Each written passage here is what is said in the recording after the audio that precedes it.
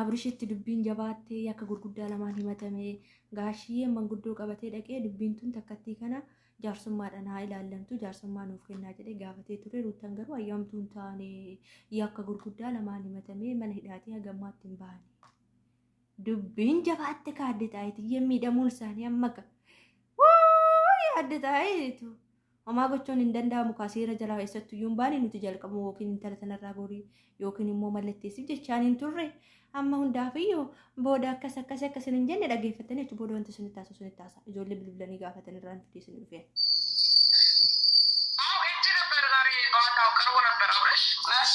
ምን ተባለ? ያው ጋሽም መጥቶ ሽማግሌዎችን ይዞ ጉዳዩን አንዴ በሽምግልና ይታይልኝ ሲሉ ጠይቀዋል። እሺ ሌላ ለዚህ ደግሞ ያው ሩታ ካልተስማማች አይሆንም። ኦኬ እንደዛ ተባለ። ጋሽ አይሰማም ካልተስማማች አይሆንም። ኦኬ ጋሽ ሽምግልና ይዞ ቀረበ። አዎ ቀረበ። በሽምግልና እያዝልኝ ሲሉ ጠየቁ ማለት ነው። ያው እሺ ጋሽ ከሽማግሌዎቹ ጋር ስለዚህ ደግሞ ያው ሩታ ካልተስማማች ያው አይሆንም። ሩታ ደግሞ ያው በሽምግልና ይለቅ እያሉ ያው እያስጨነቋት ነው። ኦኬ እሺ ሳይተስማማችሁ ነገር አለ ወይስ አልተስማማችሁ? አልተስማማችሁም። ጉዳዩ ደግሞ የፍቺ ሂደት ብቻ ሳይሆን ያው ትዳርን ትቶ ከሌላ ሴት ጋር መሰውለቱ ያካትታልና እዚህ አብረሽ እዚህ በኋላ የእስርና የፍትና ሊፈረድበት ይችላል በሁለቱም ዙሪያ ነው። ስለዚህ እሷ አልተስማማችም። እንግዲህ የሚቀጥለውን ነገር ኦኬ እሺ በቃ ለማንኛውም ሊታሰርም ይችላል እያልሽኝ ነው። አልተስማማችም እሷ ሊታሰርም ይችላል እያልሽኝ ነው። አዎ በሁለት ነገር ነው የተከሰሰው። አዎ ሊታሰርም ይችላል የገንዘብም ሊቀጣ ይችላል። በሁለቱም ተሮበታል ወዲህ ነው itti jabaatee jira yookiin hidhamuu danda'a yookiin adabamuu danda'a. Dhaggeeffattanii jirtan jedhee yaada. Hundaafuu kan isheen jette bilbilteetii warra achi dhaqee isa gaafate kan isheen gaafatte gaashiyeen dhaqee manguddoo qabatee dhaqee jaarsummaadhaan haa qabamuu takkattii kana jedhanii ruuttanillee akka jaarsummaa jettuu dhiphisaa jiranii. Innaa kan inni himate immoo gaa'ela irratti baallagee fi hiikkaadhaan kan isheen kassaste. Dubbiin kun immoo itti jabaatee jira. Kanaaf ammoo yookiin murtoo hidhamee yeroodhaan adabamu yookiin maallaqaan adabamuu danda'a. Dubbiin itti jabaatee jiraadha kan isheen jettu. Kun hundi akka hin dhufne jalqabumatti himaa ture koomantaroon. Jalqabumatti himaa turan yookiin mallatteessichaanii turan. Sana dura immoo intala tanarraa gorii gaa'illi akkuma callisaniituma qabanii gadhiisanii miti gaa'illi seera qabaa. Seera kanaan dhimma kanaan immoo si himattee akka guddaa sitti fidaa si adabsiisaa inneen dubbannee turre dhageenya malee jechuudha. Amma garuu dubbiin as keessee jirti. Gaashiyeen immoo hin danda'an abbaadha waan ta'eef ijoolleen kiyya akka addabaan hin barbaadu sababa qorumsa akkanaatiin kanaaf manguddoo naa kennaa jedheeni gaa'ela irratti immoo yeroo baay'ee gaa'illi jaarsummaan akka laalamu yeroolleen kennaniif kennuufi danda'a. Amma garuu isheen ayyamamtuu taanaan yoo isheen taate dhammamoo kanas keessatti ijoolleen jettu warri haasaanii ayyamamtuu taane garuu immoo dhiphisaa jiranii jedha. Hin deebiti ruttisha. Sijjamma ruttan koo aarteeti malee abishiin hin jaallatti. Achi gadi ba'ee immoo jaarsummaa san araaraan qabamee immoo booda akka deebi'ee gara sanii hin beeknu fa'aa hundaafuu kana hundumaa wajjin agaruu ta'a. Kun hundi akka hin dhufne irra deddeebitee kadhataa turte. Irra deddeebitee jechuudha. Nama mallatteessi jetteen. Sana dura kan isheen itti iyyite kan akkasitti dubbatte akka intala sanirraa goruuf. Namni kamiyyuu seeraa gadiidha. Hanga ammaatitti iyyuu turuun ishee dhugaa dubbachuuf irra daddabartee as ga'uun ishee ajaa'ibaati.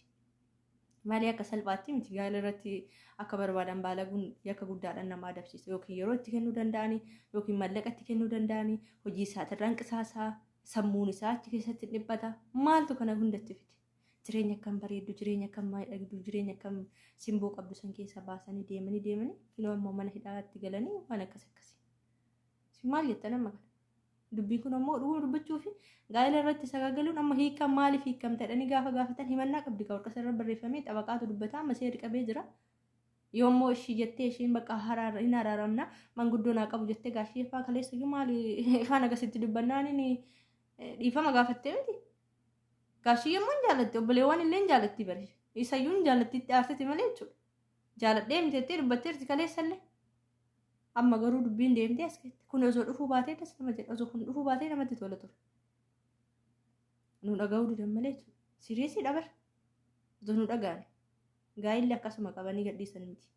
Gaafa mallatteessanii mallattoodhaan wal fuudhanii gaafa adda baanis hanga mallattoodhaan wal mallatteessanii adda baanis hamaan irraa buutti isheenis innis hidhaa tokko jala keessa jira. Waliin hidhamanii kan walitti dhiyee waaqayyoodha. Sanaan alatti cal jedhanii dubartii irratti ni naasisaa. Dubartii bira dhaqaa kun yakka guddaa fi cubbuudha. Amma kunoo akkanatti itti jabaatee jira. Amma kallattii hundaaniyyuu hiriyoonni illee kuunillee warra maatii ta'een ara maatiin immoo naara sijjammar hangammama callisan jaarsummaa arga ta'e achi gabbee immoo inti jaarsummaan qabamu maal hin araarsan immoo adda baasan.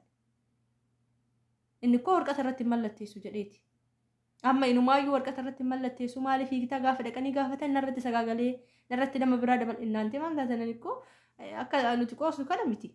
Dhuguma warri waan balleessanii baga deeme akkas jedhan yakka guddaatti isa oofaa turanii hiriyoonni isaallee hojjedhutti jabaadha jedhanii narra yakka guddaa keessa sagalchan. Miti wajjin akkas ta'u miti suuraa akkasii ka'u miti wajjin ciisuu miti wal akkas ta'u barreeffaman gaafa inboksii dubartii wajjii biraan namni gaa'ela qabu barreesse yakka guddaadha. Keeyyata isaallee caqasee sirriitti bubaadhu jechuudha. Wanta hin dhaga'urra. Kanaafuu cubbuu gaditti kan ta'e isiniin jedha. Namni cubbuu sodaate ka cubbuun itti moo'ite hunduma keenya illee haa ta'u akkasitti illee keessa darbuu miti. Haasawuma nama waa'ee namaatu haasawuun kun cubbuudha. Garuu immoo kan isaanii daangaa darbee faabbilii isaan akkasii hojjetanii insirraanii hundaafuu osoo kun ta'uu baate. Dhugaa dubbachuuf osoo kun ta'uu baate wanti hundinuyyuu haaluma salphaa. Nuti araara barbaadaa turre mucaan isaanii gaafa dhalatiin araaraman jennee waa baay'ee eegaa turre. Amma kinoo deemee as ga'ee jira hundaafuu kan agarru waliin ta'an maayyuu abrishoon onlaayinii jirettanii hidhamee jira garuu nagarree yoo imeelii isaatiin namni biraa jiraate I don't know yookiin bilbila irraa fuudhan miti jedhe paaswordii yeroo mana hidhaa galan bilbila namarraa fuudhaa miti paaswordii isaa qabaate yookiin adda xaayituu fa'aa itti fayyadamuu dandeessi. Eessatti reema nama hoteela san keessaa bahee miti achi keessatti hogatee deeme achitti itti fayyadamuu dandeessu laaluu dandeessi waa tokko jira maxxansuu dandeessi. Eenyu bira jira yeroo isaan yookiin mana san keessa kaayatee mataa bilbila yookiin immoo achitti dhaqxee irraa fuudhuu dandeessi yookiin immoo obboleessa akka jiraachuu danda'a bilbilli malee akka mana hidhaatiin baane kinoo dubbataa jiran jechuudha.